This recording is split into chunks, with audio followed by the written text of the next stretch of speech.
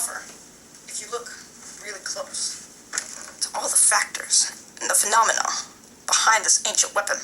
Bow and arrow dates back to over 60,000 years ago in South Africa. It served as a common weapon of war throughout the Middle Ages. Then came mounted archers on horseback. It was the most powerful weapon known until the revolving pistol. In some other cultures, the bow and arrow has been used as a great hunting weapon. Almost all of the forces manipulating the flight of an arrow are affected by mass. By definition, mass is the amount of matter stored in a certain volume. First up, we have gravity. Gravity pulls the arrow down towards the center of the earth. Gravity's variables are distance and mass. Next, we have fluid friction and air resistance, as well as drag. They push in the opposite direction that the arrow is traveling.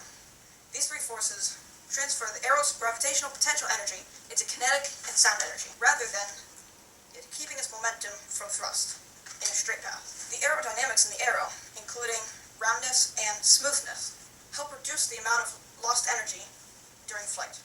Without unbalanced forces, an arrow, or anything for that matter, would be traveling on forever in a straight path at a constant speed for the rest of time.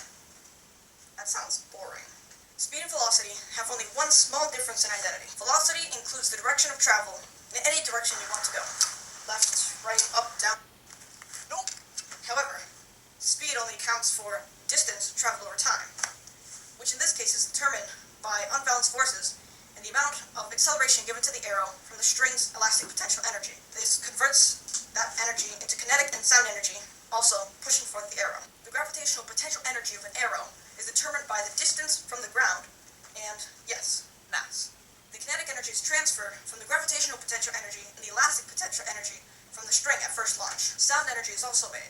It's influenced by mass. The elastic potential energy of the string is determined by the force applied onto the string as it is stretched back. Force is determined by the acceleration and, yes, the mass. The momentum of the arrow is carried from the energy passed on from the string's energy to the arrow. Then, in the air, some energy is given off to transfer into different forms of energy. Lastly, when the arrow hits its target, the target will either rock back and land back in its place, carrying some momentum into the ground, or it'll fall over completely, transferring all of its momentum to the ground. It can also, if it stays straight upright, it'll transfer its energy outward, and the momentum will form into other forms of energy. You can calculate momentum exactly by finding the product of velocity and mass. Basically, the projectile motion is the snaking of the arrow through the air, transferring energy into other forms, giving into gravity, and finally, hitting its target. Since gravity is a factor in this, you know that it is affected by mass. Lastly, acceleration comes from the very beginning, and we store chemical potential energy in our bodies. Pull back the string using stored energy from the food. The arrow is accelerated into the air. The string snaps back straight towards the bow. The arrow in the air snakes its way around the body of the staff. The greater the force, the greater the acceleration. When you divide the force by the acceleration, you get the mass. One challenge that archers have is the archer's paradox. So, basically, if I break it down, say this would be the handle of our bow, and this here is the line representing the string. So, this here would be our arrow. As you can see, when you first set it up, it's off to one side, which means that when it's accelerated, you can see it goes forward, and it goes on an angle. Same thing on the other side, no matter how you do it. Off to one side. It's angled, so it's not gonna go straight and hit the target, right? Well, archers don't use sturdy materials like this. What they use in their arrows are more flexible materials, ones that can maneuver around.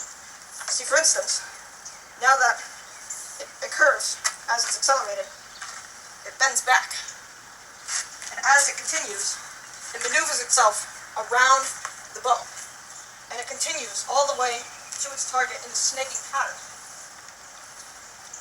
Some professional archers measure the spine or the flexibility of their arrows so they can hit their target more accurately by calculating the deflection. Here's a clip of the archer's paradox in motion.